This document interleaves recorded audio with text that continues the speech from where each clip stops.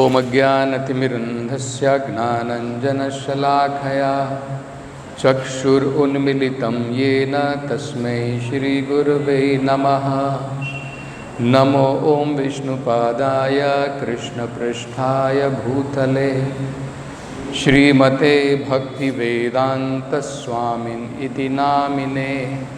नमस्ते सारस्वते देवे गौरवाणी प्रचारिणे निर्विशेषा शून्यवादी पाश्चात्यदेशतारिणे। जय श्री कृष्ण चैतन्य प्रभु नित्यानंद श्री अद्वैत गदाधर श्रीवासादि गौरभक्तवृंद। हरे कृष्णा कृष्ण कृष्णा हरे हरे, हरे Ram Ram Ram Hare Hare. So further we are seeing the fortunate child in the womb of his mother who has experienced terrible suffering in the womb and who has come to his senses that I should not be suffering like this. He prays to the Lord even from the womb of his mother. So these prayers are continuing. So here the living entity is praying, Saha aham vasan api vibho Bahu dukkha vasam, that my dear Lord, O Vibho, O the Supreme Personality of Godhead, Saha aham vasan api bahu dukkha vasam, even though I am living in a very terrible condition, because to live in the womb of the mother is to live in a very precarious condition, very terrible condition. So he is saying, although I am living in a very terrible condition, it is better not to come out of the womb of the mother, because there is a great danger awaiting. Moment I take birth, what is going to happen? So he is saying, Garbhan na nirjigmishe bahir andakupe. Outside, this is blind well of materialistic life. Bahir andakupe. What is there outside? If I come out of the womb of my mother, it is a dark well of materialistic life. Many places in Bhagavatam, this dark well is explained, Andakupam is explained. Prabhupada explains this, that sometimes in the jungle, a very deep and dark well becomes covered by some vegetation. So what happens? One cannot make out the difference between the ground and this well. So unknowingly he steps on that and falls inside this well.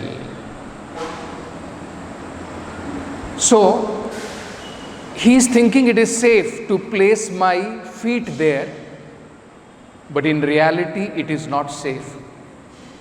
The moment he puts his leg there, he is immediately inside the well. Now this well, it is very dark, no one can see. no one is able to see that actually we are in this dark well. And it is so deep that it is very difficult to come out of this well. Even if one tries to call out for help, practically no one can hear our cries if we are in a deep and dark well. Very difficult. So, the living entity is saying it is better for me to remain in a very terrible condition. Does not matter. It may be a very terrible condition inside the womb of the mother, but I prefer better to remain here rather than to come out of the womb of my mother. So he is saying, I do not want to depart. Garbhan na nirjigmishe. From the garbha, na nirjigmishe means I do not want to depart. Why you do not want to depart? Bahiranda kupe. If outside I come, it is a dark well of materialistic life. So what happens? Suppose somehow or other you depart from the womb of the mother. Yatra upayatam. If one goes to this deep and dark well or this materialistic life, if one comes out of the womb of the mother, yatra upayatam upasarpati deva maya. My dear Lord, your maya, deva maya, your illusory energy, upasarpati, immediately captures the living entity.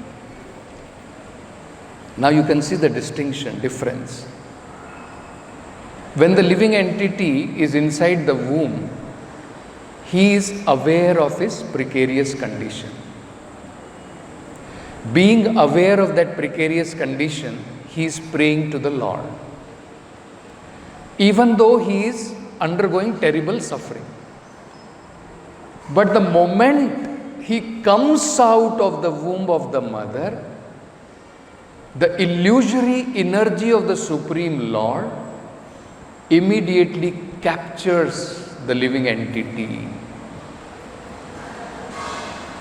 So what will happen? Not only he forgets his suffering, he forgets that actually he had prayed to the Lord in the womb of the mother. He forgets that Supreme Personality of Godhead. So now we can ourselves ascertain that actually it is better to remain in a terrible condition than to remain in a condition of so-called material happiness where we will forget the Supreme Lord, where we will forget our original position. So, how does Maya attack the living entity? How does Maya cover? In what way does it cover? So there the living entity is saying, Mithya matir. Immediately when Maya captures, false identification begins. False identification. What is the false identification? Mithya matir. Mithya means false. Matir means understanding. So false understanding or false identification with the body immediately begins at the point of birth. So what is going to happen? Somebody may question, okay, does not matter. Even if false identification with the body begins once we take birth. Because now in the womb, when the child is praying, still he is aware that actually I am a living entity I am placed in the womb of my mother in a very terrible condition, and that is why he is praying to the Lord. But the moment he comes out of the womb of the mother, he is born. Parents are waiting, mother is waiting to feed him, and relatives are waiting, everybody, they are all happy. So immediately Maya covers his knowledge and he forgets everything. So what is going to be the result of that? If one identifies himself falsely with this body, what is going to happen? Mithya matir yad anusamsriti chakrametat. This results in samsriti chakram. Samsriti means birth and death, and chakram means cycle. The moment one identifies himself with the body, then birth and death cycle begins. Again and again he has to take birth, again and again he has to die. See, yesterday I was reading one portion of Srimad Bhagavatam where Narada is relating some very important instructions to King Prachin Barhi. So in the course of their discussion, King Prachin Barhi places a very important query. He asks a very important question. So he says, my dear Narada, all the learned people who are learned in Vedic knowledge, they come to the conclusion that we are going to suffer the reactions of our actions, whatever we do in this life, in the next life. Correct? All of us, especially who are in Hindu culture, Vedic culture, we all know this. Let me not do papa karma, because in the next life I may have to suffer the reactions of whatever I do. So he says that all learned scholars, they are of the conclusion that we suffer the good and bad results of our action of this life. But my question is this: the body with which one performs these good and bad activities, it is going to be finished at the point of death. Correct? This body, let us say for example, with this body, I do some punya karma, I do some papa karma. Now what is going to happen at the point of death? This body is no more. Then how, if there is no continuity, if this body which performed all this action, if this is not there, how in the new body you are going to suffer? You performed bad actions and good actions with this body, then you should suffer in this body only. Why you are going to suffer in the next body? Right? So this was the question placed by King Prachin Barhi. So Narada answers that. Let me see if somebody can identify. Garudaja, what could be the possible reason?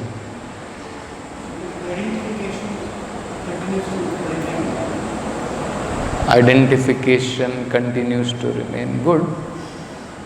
Little bit more precise. Amit? Mathuresh?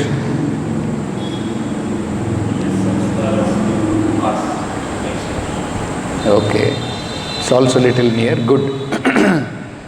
See, Narada explains that actually we reside in two bodies, gross and subtle. This body, external body, is a gross body, and it is just an instrument to act according to the subtle body. This gross body actions are dependent on your subtle body. It is not independent. So gross body is made up of Panchabhuta, earth, water, air, fire, ether. Bhumir, Apa, Nala, Kham, Vayu. Correct? This is Panchabhuta. But Krishna says there are another three elements. Man, Buddhi, Ahankar. So that is subtle body, Sukshma Sharira. Sukshma Sharira is the root cause of action. So it is the one which actually performs action and which does not die at the point of death. It carries those reactions of those actions which we performed in our past life, and it manifests those reactions in the new body which you are going to get, which is again an instrument. So there is continuity. It is not that continuity is lost. So actions are performed just to give you an example. Suppose one thief goes and murders one person. And if he says, मैंने कुछ नहीं किया, मेरा हाथ ने किया, मेरे चाकू ने किया, मैंने कुछ नहीं किया. Isn't it? It is action of my hand, it is action of that knife. That hand is only an instrument. That knife is only an instrument. You have killed that person, actually. You desired to kill him. So similarly, the root cause of action is the subtle body. So the root cause of suffering also is going to be the subtle body. It may suffer. That manifestation of suffering may come through the gross body. So this is very interesting, very important. So samsriti is going to continue as long as subtle body is not purified. Till the point man, buddhi, ahankar is not completely purified, till it continues papa karma, punya karma in this material world, this samsriti will be there. So that is why this child in the womb of the mother, the living entity is praying that better I don't come out, because the moment I am going to come out, this false identification will begin. Now somehow or other I have realized that actually I am not this body. I am in a very terrible condition. I am placed in this body and I am placed in the womb of my mother. But otherwise, I have nothing to do with this body. And in that position, he is praying to the Lord. So, he does not want to come out, because the moment he comes out, false identification will begin. And once false identification begins, then this chakra of samsriti will begin. So it's a very important lesson for all of us, that actually the most important thing in Krishna consciousness is somehow or other to remain Krishna conscious. Whatever circumstances, whether it is dukkha, even if dukkha makes you remember the Supreme Lord, actually it is favorable. And if material happiness makes you forget the Supreme Lord, that is very unfavorable. So, devotee has to understand this. Rather than thinking, Prabhu, tumba tras aagta ide, lot of suffering, Prabhu. Isn't it? Sometimes we feel like that, lot of suffering, either bodily or circumstances in many ways. We should anyway think, what is there? When you are traveling a very long journey, one small part of that journey, if you take little trouble, suppose you are traveling from here continuously from here to Delhi you want to go, and it takes around 2 days by train. Suppose for 4-5 hours you don't get one seat. Will you get down from the train? Will you not think that better let me tolerate little inconveniences, because after all my journey is there and I am going to reach my destination? So one should think, millions of lives I have taken, 84 lakh species of life is there. I have been in so many different conditions. So this body means, this material world means dukhalyam. It is illusory to think we come here to enjoy, but actually it is dukhalyam. That is the meaning of Maya, Prabhupada is explaining. That which is not. We were thinking we are going to enjoy, but it is suffering. So, this is how this materialistic world is. So, if there is little suffering, if the circumstances are bodily or some kind of inconveniences we are facing, but somehow or other if we are able to remember Krishna, then actually there is nothing to be worried about, nothing to be sorry about. This is very important. That is why there is a prayer of Bhakti Vinod Thakur, I think that is Bhakti Vinod Thakur's. Keet Janma, if I take birth even as a worm, but let me be born in favorable circumstances in the house of a devotee, so that I can hear the holy name of the Lord, I can be in that pure circumstances. And he is saying, on the other hand, if you want to give me a birth as a Brahma, where I have to forget you, then better not. You see? This is very essential. Just like in the last class we were discussing that even Devatas, they are also praying to be born as human beings. Why? This body of human being is so designed that there is no terrible suffering and there is no terrible happiness. In the lower planetary systems, in the lower species of life, there is terrible suffering. In the higher planets of life, Swarga Loka, there is too much of materialistic comforts and happiness. Both of them are disadvantageous. When one is too much afflicted with suffering, he cannot remember God. When one is too much overpowered with material happiness, he cannot remember God. So human form of life where there is combination of sukha and dukkha actually is very advantageous. We get an opportunity to remember the Lord. So this should be our criteria. to understand whether it is favorable or unfavorable.